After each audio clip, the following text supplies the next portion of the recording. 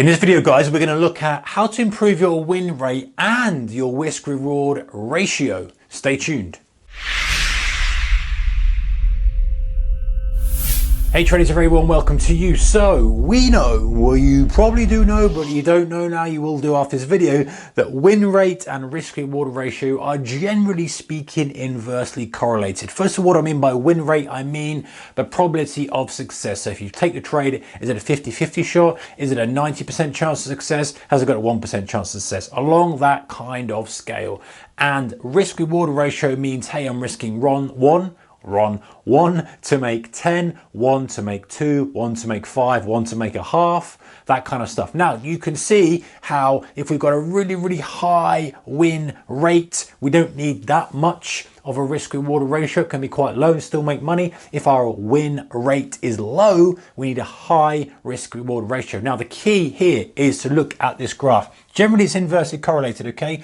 Win rate as it goes higher means, as we drop in win rate, we also increase our risk reward ratio, generally speaking. So it's very hard to have a high win rate and a high risk reward ratio. We want to find that as much as possible. If we can find a really good win rate and a decent risk reward ratio, we are making a lot of money. Just think, in a really simple term, we are tossing a coin, 50-50 shot. But let's say someone says, hey, you know what? I'll give you 500 quid every time you get it right. And if you get it wrong, you give me 50 quid. You are going to toss that coin as frantically as possible because you know you're losing, a tenth of your winnings. So that would be a really good position to be in. And what we're trying to do is we're trying to go into this best zone. So we don't really want to be in the zone where the risk reward ratio is too low and the win rate is high, because the trouble with that is we need a lot of frequency. We need to be on the ball with it.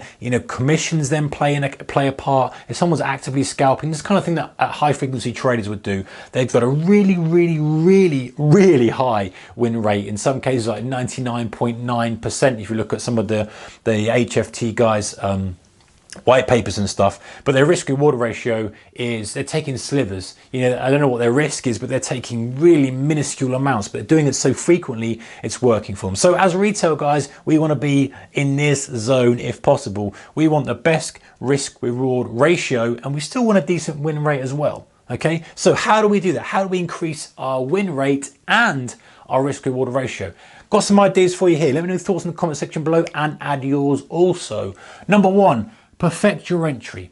Seems self-explanatory, but just imagine if you can improve your entry by just a bit, by getting that sweet spot, immediately you can improve your risk reward ratio, because your stop can be exactly, imagine if your stop is the same place and you're getting a better entry, your stop is now massively reduced in terms of the risk reward ratio. It might not be in pips, but in ratio terms, it's increased. You're getting that better entry, you're getting them go in your direction sooner. That can actively give you a much better risk reward ratio by just working on getting that entry right. So if you're buying that pullback, how can I time it as best I can? How can I reduce that drawdown? How can I get it so the stop can be as small as possible?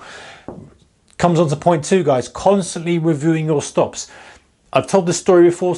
I've had instances where my stop was just too wide. It's too wide. I've had instances where my stop was just too narrow. And just by reviewing it and adjusting it to market conditions changes the game completely. Maybe your stop is too wide. Maybe you can review your trades, and this is what comes down to reviewing and checking. If you review your trade and say, hey, you know what? The maximum adverse excursion, i.e. the most this trade went against me when I was in it, was 20 pips, and that's the most likely, but I've got a 30 pip stop. Why am I using a 30 pip stop? I've got a 20 pip. Most of the time it's 20 pips. I can bring it to 25 pips. Can immediately skim 5 off. Perhaps you've only got a couple. Most of them are only doing 10. You get the idea. The point is you might be having your stop too wide. And also you might be having it too narrow, which is a different issue as well. You might be getting stopped out, and you might have to tweak it a little bit and adjust it.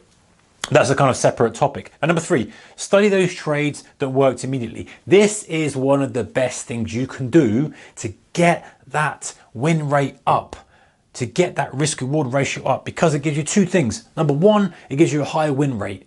Number two, it allows you to have a tight risk reward or decent risk reward ratio, because it allows you to have a tight stop. The ones that work immediately are the ones that you catch and they go straight away. Maybe they're momentum plays. Most of the time they're kind of momentum plays. You time it right, it just goes straight away in your direction. You can afford to have a tight stop because the nature of the trade as it goes in your direction very, very quickly allows you to increase your position size, allows you to have a tight stop, allows you to look for those 10R trades, 20R trades, you know, good risk reward ratio trades. Also, the win rate, the probability of success is high because you're picking it. So look at the variables, or look at the trades that are doing the work for you immediately, and try and find some common ground with those. Try and find some common theme throughout them that you can mirror in a strategy or in something you're looking for, so you can try and emulate that as you're moving forward. All right, number 4, identify variables that cause good moves. So you're looking for trades that extending nicely, running nicely. What are the variables behind it that cause that to give you that decent risk reward ratio?